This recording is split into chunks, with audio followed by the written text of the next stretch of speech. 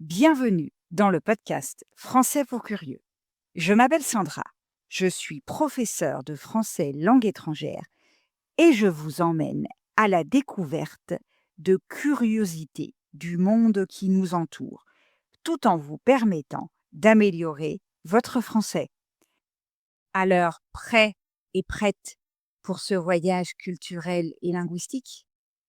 Bonjour à toutes et à tous et bienvenue dans ce nouvel épisode de Français pour curieux. Si je vous dis négritude, vous pensez peut-être à Aimé Césaire ou Léopold Sédar Senghor. Ces deux écrivains sont célèbres pour avoir porté ce mouvement intellectuel et littéraire qui a redonné une fierté à l'identité noire au XXe siècle.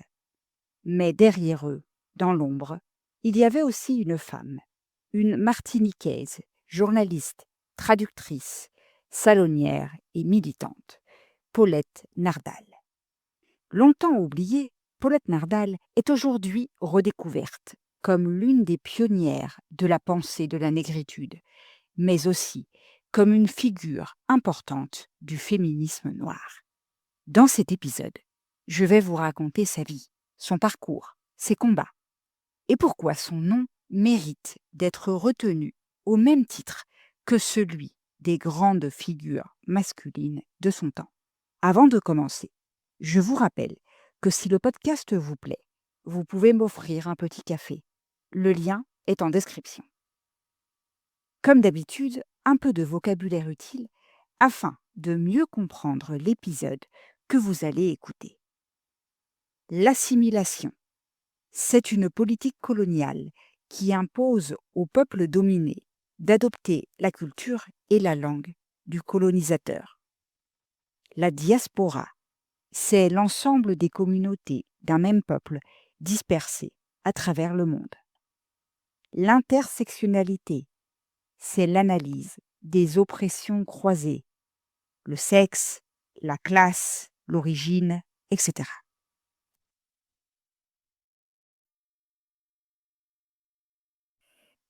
Entrons maintenant dans le vif du sujet.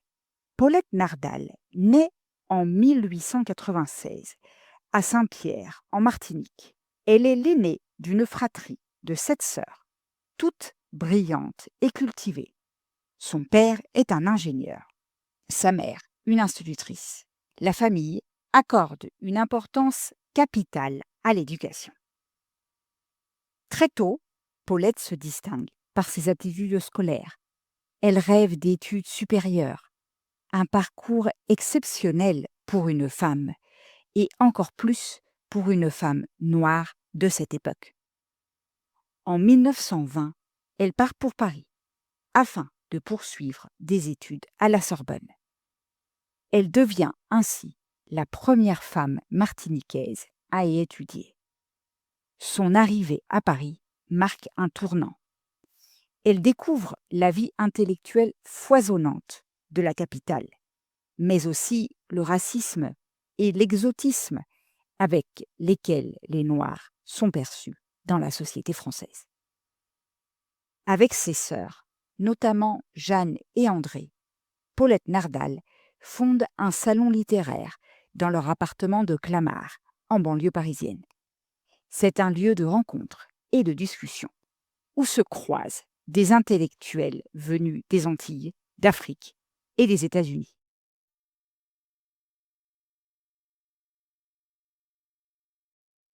Dans ce salon, on parle littérature, politique, philosophie. On échange sur les conditions des Noirs dans le monde, sur l'injustice coloniale, sur le racisme. On y traduit des textes américains de la Harlem Renaissance, ce grand mouvement culturel afro-américain des années 1920. Ce salon devient une véritable pépinière intellectuelle. C'est là que se forgent les idées qui mèneront à la naissance de la négritude. En 1931, Paulette et Jeanne Nardal lancent la Revue du Monde Noir. C'est une revue bilingue, en français et en anglais, qui publie des articles, des poèmes, des essais d'intellectuels noirs du monde entier. Cette revue a une ambition claire: créer un dialogue entre les Noirs de la diaspora, ceux d'Afrique, des Antilles, des Amériques. Elle défend l'idée d'une conscience commune, d'une solidarité mondiale face au racisme et au colonialisme. Même si la revue ne dure qu'un an, elle joue un rôle fondateur. Elle introduit en France des écrivains afro-américains comme Langston Hughes et prépare le terrain pour Césaire et Senghor. Il est important de le dire, sans Paulette Nardal, la négritude n'aurait peut-être pas existé telle qu'on la connaît. Elle n'a pas écrit de grands poèmes comme Césaire, mais elle a créé les espaces et les réseaux qui ont permis à ce mouvement de naître.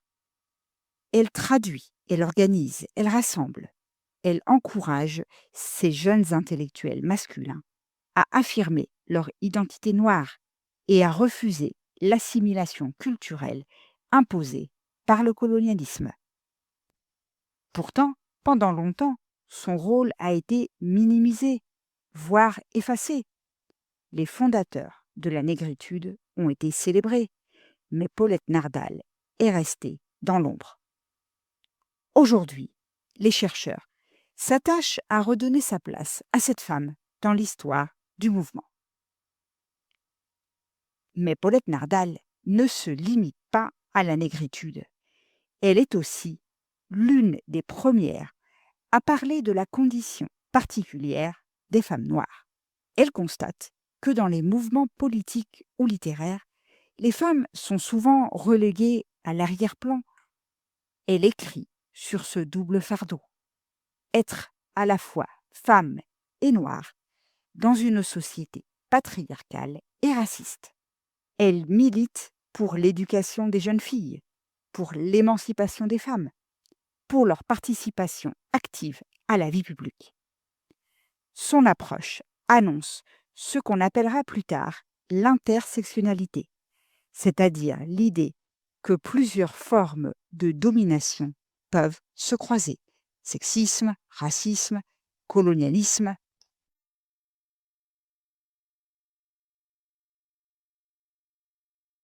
Dans les années 1930, Paulette Nardal revient en Martinique. Elle poursuit son action, cette fois au niveau local. Elle fonde des associations féminines, comme le Rassemblement féminin en 1945, qui encourage les femmes à voter. Rappelons que le droit de vote vient d'être accordé aux Françaises en 1944. Elle écrit aussi dans des journaux locaux où elle défend la dignité des Martiniquais et l'égalité des sexes. Sa pensée est à la fois enracinée dans sa terre natale et ouverte sur le monde. Paulette Nardal meurt en 1985, presque oubliée du grand public. Pendant des décennies, son rôle dans la négritude a été minimisé. Mais aujourd'hui, les historiens, les universitaires et les militants féministes redonnent une place à son nom. En 2019, une plaque commémorative a été inaugurée en son honneur à Clamart, là où se trouvait son salon littéraire. En 2021, elle est entrée symboliquement au Panthéon à travers un hommage rendu par la France aux héroïnes de la négritude. Son héritage est immense.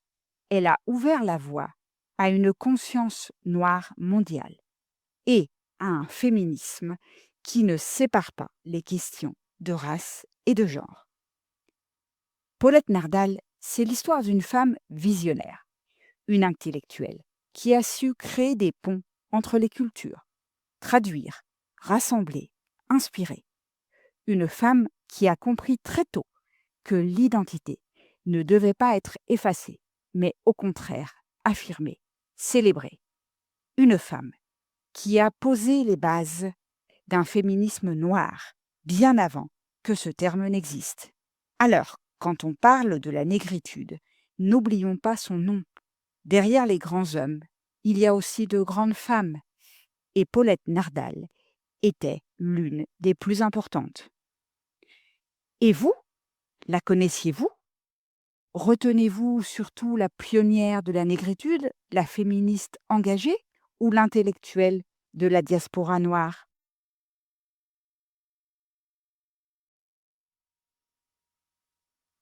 Et voilà, nous arrivons au terme de l'épisode d'aujourd'hui. J'espère que vous avez aimé ce que vous avez entendu. Si c'est le cas, je vous invite à laisser un message sur votre plateforme d'écoute préférée et à partager l'épisode autour de vous. On se retrouve la semaine prochaine pour d'autres curiosités.